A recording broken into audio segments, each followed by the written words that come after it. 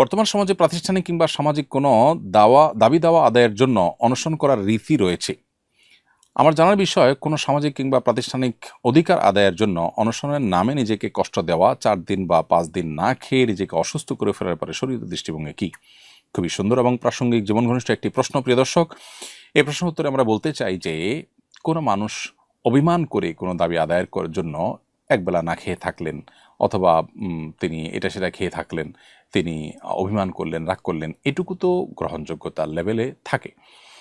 যদি কেউ আমরণ অনশন করেন, অর্থাৎ কোনো দাবি আদায় না হলে তিনি মরে যাবেন, তারপরেও তিনি খাবেন না, দাবি আদায় হওয়া পর্যন্ত না খেয়ে থাকবেন, এভাবে যদি সত্যিই কেউ আমরণ অনশন করেন এবং যেটার ফলে কয়েকদিন না খেয়ে তিনি অসুস্থ হয়ে যান, হসপিটালাইজড হন, কিংবা মৃত্যুর মুখে পতিত হয়ে যান, তাহলে তিনি আল্লাহর কাছে অপরাধী হিসেবে বিবেচিত হবেন।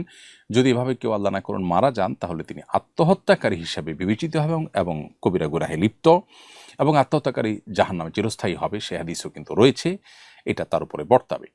এভাবে নিজের জীবনকে বিপদের মধ্যে ঠেলে দিয়ে তারপর কোনো দাবি দাওয়া আদায় করার চেষ্টা, এটা ইসলামী কোনো পদ্ধতি নয়। প্রচলিত সমাজে এই পদ্ধতি খুব বেশি পপুলার বা পরিচিত হলেও ইসলামী দৃষ্টিতে এটি গ্রহণযোগ্য না। আল্লাহ তাআলা কোরআনে কারিমে পরিষ্কারভাবে বলেছেন, ওয়ালা তুলকু বিআইদিকুম ইলা তাহলুকা, তোমরা নিজেদেরকে ধ্বংসের দিকে ঠেলে দিও না। আল্লাহ বলেছেন, লা তাকতুলু আনফুসাকুম, তোমরা নিজেদেরকে শেষ করে দিও না। অতএব আপনি নিজেকে শেষ করে দেওয়ার অধিকার কিন্তু নেই। আল্লাহ তাআলা পরিষ্কারভাবে সেটি আমাদেরকে নিষেধ করেছেন। নবী সাল্লাল্লাহু আলাইহি ওয়াসাল্লাম বলেছেন, ইন্না লিজাসাদিকা আলাইকা হাক্কা, তোমার শরীরের কিন্তু হক আছে তোমার উপর। অতএব তুমি শরীরের হক আদায় করতে হবে। আপনি না খেয়ে সামান্য দাবি দেওয়া, যে কোনো দাবি দেওয়ার জন্য না খেয়ে আপনি নিজেকে শেষ করে ফেলার কিন্তু অধিকার নেই। অতএব আমরণ অনশনের এই পদ্ধতিকে ইসলাম সেভাবে সমর্থন করে না। হ্যাঁ, আপনি যদি এটাকে জাস্ট অভিমান হিসাবে নেন, যে আপনি সামান্য কিছু সময় না খেয়ে থাকলেন বা একটু অভিমান করলেন, সেটা তো হতেই পারে।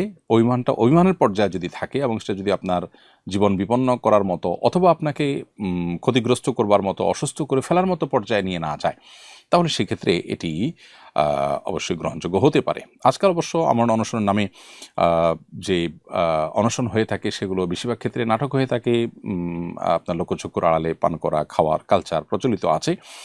তো যেটাই হোক না কেন, সেটাও যদি হয়, তাহলে সেক্ষেত্রে মানুষকে যে আপনি আমরণ অনশনের কথা বলছেন, সেটা এক ধরনের প্রতারণা।